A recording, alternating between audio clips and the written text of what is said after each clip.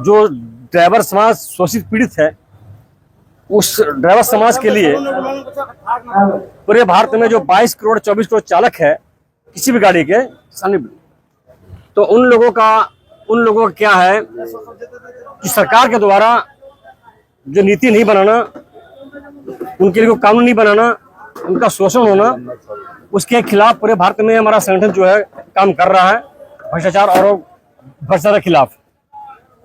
यहाँ भी लोगों को जागरूक करने के लिए हम लोग रैली निकाल रहे हैं और जनसभा कर रहे हैं कि लोग जो चालक यहाँ के बंगाल वेस्ट बंगाल जो ड्राइवर हैं वो जागरूक हो, और सरकार को एक मैसेज देने आए कि आप जो ड्राइवर का जो शोषण बंगाल में हो रहा है, पुलिस द्वारा, ट्रैफिक पुलिस द्वारा या लोकल गुंडों के द्वारा या पब्लिक के द्वारा, जनमानस के द्वारा, जो ड्राइवर आए दिन एक्सीडेंट होने पर सारा दोष ड्राइवर मर दिया जाता है। लोग अपनी गलती देखते नहीं है।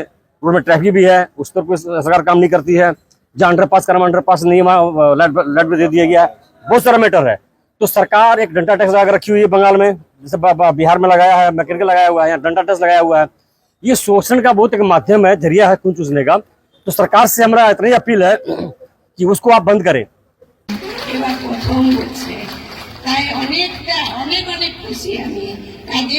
फिर यहाँ सभा स्थल पे हम आएंगे और फिर आगे का जो कार्यक्रम होगा रैली पे।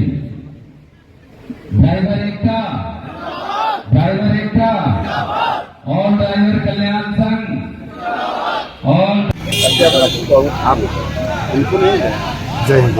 सर्वप्रथमत আমি মিডিয়া চ্যানেলকে শুকরিয়া জানাই যে আমরা যে জায়গাতে আজকে কর্মসূচি রেখেছি বা আমরা সকলে একই জায়গায় একত্রিত হয়েছি, তার জন্য আপনারা এসে আমাদেরকে জিজ্ঞেস করছেন যে আপনারা আজকে কী কর্মসূচি রেখেছেন।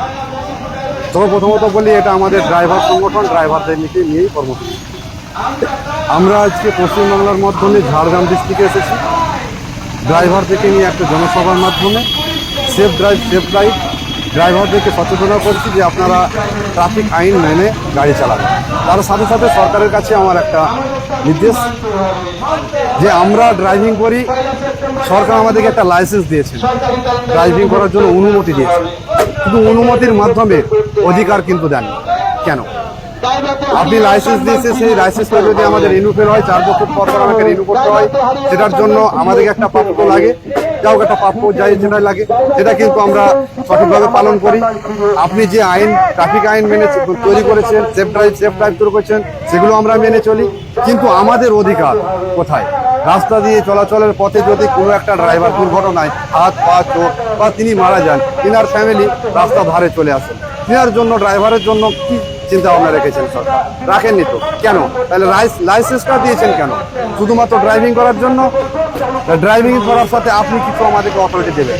আজকে আমরা বিগত দিন ধরে 1 সেপ্টেম্বর ড্রাইভার দিবস পালিত করে আসছি। কেন? আমরা সমস্ত ড্রাইভার নিয়ে আমরা একটা দিন বছরে উল্লেখ করতে চাইছি যে আমাদের এটা ড্রাইভার দিবস, কিন্তু সেটা সরকার এখন পর্যন্ত ক্যালেন্ডারের মাধ্যমে উল্লেখ দেননি। কেন? ছোট তো এটা আমার সরকারের কাছে প্রশ্ন যে ড্রাইভারদেরকে নিয়ে চিন্তাভাবনা, ড্রাইভারদের জন্য চিন্তাভাবনা, বা ড্রাইভারদেরকে আপনি কোনো সময় অধিকার বা সম্মান কিছুই দেন না। আপনি যেসব জায়গাতে যাই কিছু হোক, ড্রাইভারদের কিন্তু সেই জায়গায় দোষ, ড্রাইভারদেরই প্রবলেম, শুধুমাত্র ড্রাইভারদের দিকটাই দেখেন। কিন্তু আপনি সেই জায়গায় আপনার রাস্তার দিক দিয়ে বা আপনার সেই চলার পথের দিক দিয়ে, সাধারণ মেম্বার দিক দিয়ে, অটো টোটো রাস্তায় যাবতীয় জিনিস থাকে, সেটা দিয়ে কোনো দোষ হয় না, কিন্তু দোষটা শুধুমাত্র ড্রাইভার দিকে। কেন? আজকে আমরা ঝাড়গ্রাম ডিস্ট্রিক্টে যেমন ড্রাইভারদেরকে নিয়ে যে সংগঠনের মাধ্যমে আমরা একটা প্রচার করছি, আমরা আগামী দিন ওয়েস্ট বেঙ্গলের প্রত্যেকটা ডিস্ট্রিক্টে এইভাবে আমরা সংগঠনটা প্রচার করব। সরকারের কাছে আমরা চাইবো, চেয়ে যদি আমরা আগামী দিন না পাই, তাহলে আমরা আন্দোলনের মাধ্যমে আসতে বাধ্য হব। আমার নাম Mosharraf Hossain, all driver welfare association সংগঠনের রাজ্য সভাপতি। ये एक झारग्राम में ड्राइवर जन जागरूकता सभा है और पिछले 10 वर्षों से हम भारत के सभी राज्यों में ड्राइवर जन जागरूकता सभा कर रहे हैं, क्योंकि हमारा मुख्य मांग है भारत में ड्राइवर की सामाजिक सुरक्षा और उनके लिए एक कानून पारित हो जो संसद में। और हम लोग नितिन गडकरी जी से भी मिले थे और ये समस्या कोई एक पश्चिम बंगाल की नहीं है कि जो आप समझ रहे हैं कि पश्चिम बंगाल, क्योंकि ड्राइवरों की जो कानून व्यवस्था बनेगी, उनके लिए जो सामाजिक सुरक्षा बनेगा, उनके लिए जो ड्राइवर आयोग बनेगा, तो भारत के सभी ड्राइवर जो वर्षों से इनका शोषण हो रहा है और आप ऐसा समझ लें कि जो भारत की अर्थव्यवस्था में 60% योगदान है और उस ड्राइवर को एक दिन मिलता नहीं सम्मान। आज भारत में पिछले 10 वर्षों से हम 1 सितंबर चालक दिवस मना रहे हैं और वो चालक दिवस मनाने का क्या मतलब है कि ड्राइवर को एक दिन सम्मान दें। आज जो कहीं भी आप देखते होंगे ड्राइवर की कहीं भी कोई दुर्घटना हो जा रही है या हादसा हो जा रहा है, लेकिन उसे मुआवजे की रकम के नाम पर क्या मिलता है आप सभी को पता है कि उसे कुछ सहयोग नहीं दी जाती और ना ही सरकार के द्वारा और ना ही किसी गाड़ी मालिक के द्वारा। तो हमारा जो संगठन का उद्देश्य है कि ड्राइवर को दुर्घटना होने के बाद अगर वो अपंग होता है तो 10 लाख रुपए, दुर्घटना में मौत होती है तो 20 लाख रुपए का मुआवजा दी जाए।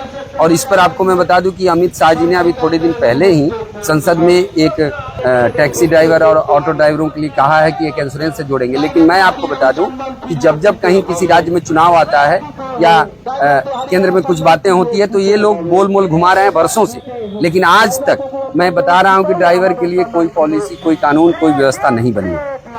कोई भी सुविधा ड्राइवर को अभी तक नहीं मिली है क्योंकि ड्राइवर वर्षों से शोषित था और आज भी शोषित।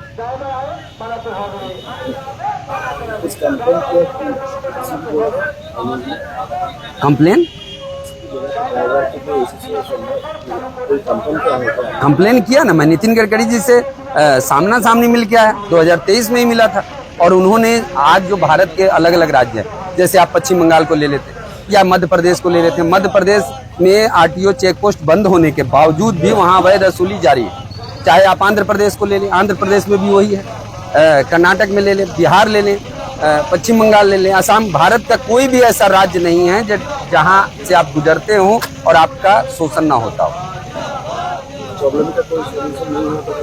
देखिए सोल्यूशन तो होना है, क्योंकि अगर देश के ड्राइवरों ने जिस दिन हाथ को ऊपर उठा लिया तो आप ऐसा समझ लें कि इस देश का क्या हाल होगा। आपने देखा होगा कि पिछले 1 जनवरी को जब 3 दिनों के लिए भारत बंद हुआ था तो क्या स्थिति बन गई, लोगों को दूध पानी तक नहीं मिल रहा था।